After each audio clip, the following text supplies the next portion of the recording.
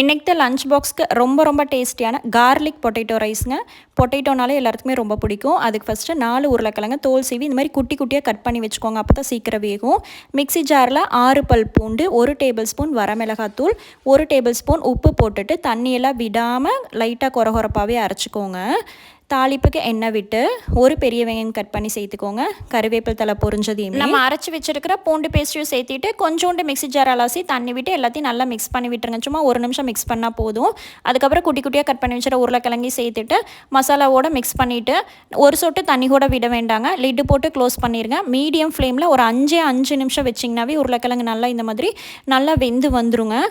ஒரு 2 நிமிஷத்துக்கு ஒருக்கா வேணால் எடுத்து ஒரு மிக்ஸ் பண்ணி விட்டுருங்க. மொத்தமாக ஒரு 5 நிமிஷம் இருந்தாலே நல்லா வெந்துடும். அதுக்கப்புறம் ஒயிட் ரைஸ் சேர்த்துட்டு சாதத்துக்கு தேவையான உப்பு சேர்த்து எல்லாத்தையும் மிக்ஸ் பண்ணி மல்லித்தலை தூவி இறக்குனீங்கன்னா செம்ம டேஸ்ட்டாக இருக்குங்க. பூண்டெல்லாம் சேர்த்தி இருக்கிற மாதிரியே இருக்காதுங்க. பூண்டு சேர்த்துறதுனால கேஸ் ட்ரபிள் உருளைக்கிழங்குனால கேஸ் ட்ரபிள் ப்ராப்ளம் வராது. இந்த மாதிரி ட்ரை பண்ணி பாருங்கள். இன்றைக்கி ஸ்நாக்ஸுக்கு வாழைப்பழம் தாங்க. ஜூஸுக்கு பதிலாக இன்றைக்கி முருங்கைக்கீரை சூப்பு தாங்க.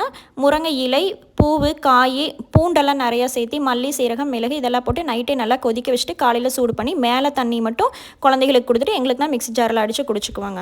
முருங்கைக்கீரைக்கு இரும்பு சத்து அதிகமாக. வெயிட் லாஸ் இருக்கிறவங்க முருங்கைக்கீரை ஒரு வாரத்துக்கு ஒருக்கா குடிச்சுக்கோங்க. வாட்டர் பாட்டிலுக்கு சியா சீட்ஸ் தாங்க. சியா சீட்ஸ்னால் துளசி விதைகள், சப்ஜா சீட்ஸ்னால் திருநீத்தி பச்சை விதைகளுங்க.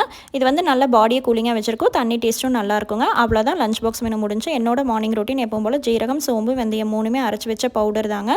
இது வந்து சுகர் இருக்கிறவங்க வந்து கண்டிப்பாக ஒரு 15 நாளைக்கு குடிச்சிங்கனாவே சுகர் வந்து கண்ட்ரோல் ஆகிறது நல்லா தெரியுங்க. நம்மளோட உள்ளுறுப்புகள் நல்லா கொலஸ்ட்ராலையும் இது குறைக்கிறதுக்கு யூஸ் ஆகும். ரெகுலராகவே மார்னிங் இது குடிச்சிக்கோங்க. நல்லா வார்மாக குடிச்சிக்கோங்க.